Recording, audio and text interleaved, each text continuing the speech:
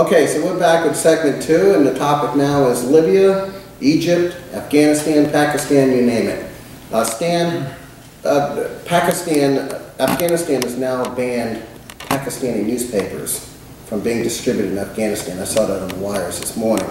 And of course, there's this movement with the militia, the al-something Sharia militia. You would know that better than I would, being kicked out of Benghazi. Ansar al-Sharia. Yeah, who are they? The Ansar al-Sharia are a group of radical leftists, primarily from the area of eastern Libya, over near the Egyptian border, around the town of Derna, most of them, who, because of their strong Islamic views, were trained by al-Qaeda and the Taliban in order to fight against the Americans in Afghanistan. Those of them who survived that conflict are battle-hardened, well-trained, and returned to Libya to fight against Gaddafi. And now, I suspect, without really knowing, that the Ansar are the ones who were responsible for the murderous assaults on our consulate and safe house in Benghazi. That was a professional hit job, right? Well, I've seen these things before, and yes. Islamic mobs tend to be emotional, and while it's possible to raise a mob, they usually come up out of the streets without a great deal of weapons preparation. They might be told what slogans to shout, and they might have people with bullhorns advising them what to do, but they don't normally carry weapons. When they show up heavily armed with automatic weapons, extra clips, hand grenades, rockets, that type of thing, mortars, this is a pre-planned terrorist operation.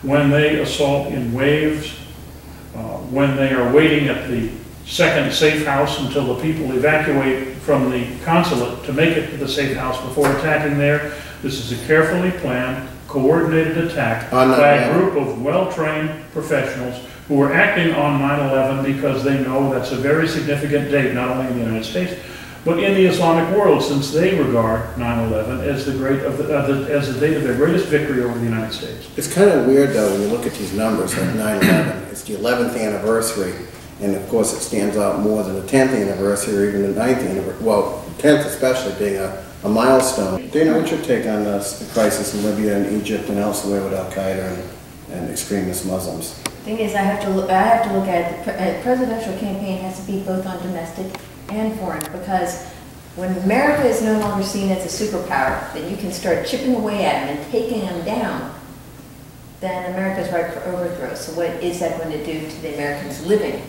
here? And, Dana, you want to bring up the 47% issue with Romney. Tell us about that. Well, Romney was talking about, people have been taking that comments out of context. And really, in basic campaign strategy, you focus on the people that are going to vote for you. You focus on, that are definitely going to vote for you. You try to get them out to your polls. And you also focus on those that you think might be on the fence, that you can vote, that you can turn to your way. Conservative Democrats and independents. Exactly. So basically, the liberal media has been taking it out of context, like Romney doesn't care about the 47%. Romney cares about, as he put later on stage, the 100%. But basic campaign 101 is you put your money where it's going to do the most good when you're campaigning. You don't put it everywhere, because that's a good point. This is a countrywide election. You can't put it everywhere. You focus to your demographics. I also read something where yesterday where Romney's running out of money in terms of fundraising, and he's going to go to be super rich for the bigger bucks in a shorter time, and Obama, I guess, is well financed. Seems a little odd considering Romney's wealth. I was hearing a little bit about that, because they were saying that really when they try to say about how much money the campaign has, that really a lot of it's in the super PACs, that Romney doesn't have direct access to. Some of the stuff I was hearing. But they can do the heavy lifting, the nasty stuff. Exactly. And that Romney, his actual campaign is not as well financed as Obama's. But it's been the policy of the Democratic Party at least since 1964 to devote most of its effort to the development of a culture of dependency in this country. And those who are truly dependent for the federal government, on the federal government for their survival, are more likely to vote for Obama than for Romney.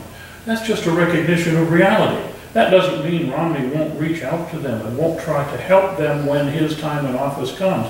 Romney is a compassionate man. Nobody would want to tell these people, all right, I'm in office now, you can't have what you need to live. Right. Of course, he supports a social safety net like any good American political leader. Well, Dana, I'm going to give you the last word, unless you have something to say before I ask you the final question.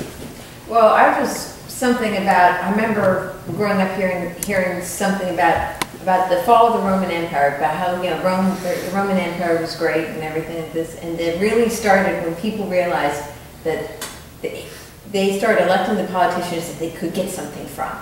And so it became where that the populace elected the people they could get something from, and it started basically the fall of the Roman Empire.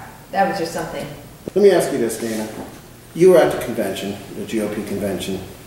It seemed like the emphasis was on the middle class. The Democratic convention in Charlotte, same thing. Middle class. You didn't hear anything about the poor. You didn't hear about food stamps. You didn't hear about entitlements for people who really need them. And with the unemployment the way it is, and there are people that more have-nots than haves, why suddenly the focus on the people that are poorer than the middle class? And why was that excluded by both camps during the conventions? Is it pandering? Well, I think part of it because the middle class is feeling so squeezed right now. I mean, if someone was poor, they know it, they've been at it for a long time, but like the middle class, it's like you used to be able to do stuff, and now it's like you're starting to feel like you are poor, But for the poorest of the poor, it doesn't make it right that they're used to that. What hope do they have from either party that you've seen so far that says, we're going to try to help you without giving you more entitlements. We're going to do stuff that's going to, whether it's reducing taxes or job creation, whichever party is saying, is there enough of that? The problem is that Barack Obama says, "Oh, give me 4 more years. I'm going to, you know, move it forward." But the only way to get the poor out of the cycle is to get a robust economy. That their paycheck is no longer from the government; their paycheck is from an employer. Because if you keep thinking that, well, at least I know my paycheck from the government's coming, you know, and we don't create any jobs, you know, Are we doing enough with the education system in this country? We keep falling back more and more to foreign countries. Are we doing enough in that regard? Maybe that would help stimulate more jobs? Oh, we have a lot of people going to college. It's just, the problem is that we don't have enough real industry, I think, anymore. I mean, everything is being built in China or this or that. A lot of the people that are poor now maybe would have been working in businesses that made something in America, and we don't have that anymore. Henry, the important thing is not to focus on how one defines a class or how people are kept into those classes. The important thing is to look at mobility in this country. It's upward mobility that made this country great. And that's what Mitt Romney offers, and Barack Obama does not. Barack Obama offers a culture of continued dependency. All he says is, stay there with your hand out and I will give you more. What Mitt Romney says, look at his 5 points.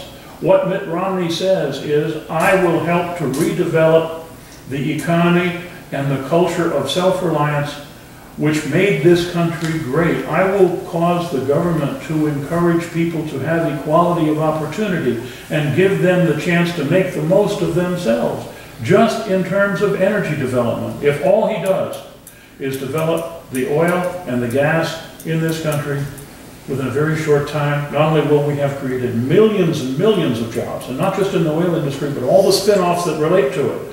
We will no longer be importing a single drop of Middle Eastern or Venezuelan oil, and we'll be exporting oil, refined oil products, and liquefied natural gas. We will be on top again. We'll be paying down our debt, and the deficit will be a thing of the past. Barack Obama won't do this. He has sold his soul and the presidency to the environmentalists. Mitt Romney wants to make this country great again. Bobby, you represent the average guy out there. What's your take on this? Enough emphasis on the real poor, or is it just pandering to the middle class? But at the end of the day, as sad as it may be, I go back and I blame this situation a lot on the folks themselves, many of them. Why are we in this predicament that we are? What forced American corporations offshore, where we lost all the jobs? You got to pay somebody $15 an hour to put a pair of sneakers together? People aren't going to do it. You got a 35% corporate tax rate. What corporation wants to stay here? The American public screaming out against the corporations and what the corporations were doing were the very evil that pushed the corporations offshore. Now where are they? They're out in the street trying to find a loaf of bread, which if they're lucky, they can find it made locally. So I go right back and say the American public pretty much has an awful lot of blame to do with where we are today, where they are today. It's very disappointing. It just makes me sick every day. Do I have the answers of Barack Obama or Romney? Neither one of them, in my mind, at the end of the day, are going to be able to change the basic picture around. It's going to take decades to bring all these jobs back, if ever. And I don't think they're coming back. I really don't. So I'm sorry about that, but you get tired of hearing it. I would say, concluding that, I don't see either party or either candidate really getting down to the nitty-gritty of the working poor, which is a lot more people than we may realize, and a lot of the middle class is going down to that level. People are losing their homes at record levels, they're losing their automobiles. Even though we bailed out the auto industry, people are not buying cars like we think they are. They're holding on to their clunkers. Excuse me, I gotta say this. Yeah. Okay? We didn't bail out the auto industry, we bailed out the union jobs. Okay. That's what we did. See, another misnomer. Everything stayed the same. When we bailed out GM, did the union contracts get changed? Absolutely not. I'm not justifying that. We sacrificed the interests of the secure bondholders who, by law and custom, had every right to expect to be paid first. There you go. Well, like I said, I think that there's not enough emphasis from either party. Both parties are controlled by big money, super PACs on both sides. And I think they're changing their message now, and I think Romney hit a strike about the poor, and the liberal media may be attacking him, but I think he's dead on. And I think that there needs to be more focus, so I'm looking forward to these presidential debates coming up. And with that said, for Stan Escudero, for Bob Tolley, for Dana Dougherty Swanson, and for Sally Gillis, who couldn't make it today, this is Henry Frederick of Headline Surf, 24/7 internet newspaper in Volusia County, right here in East Smyrna Beach.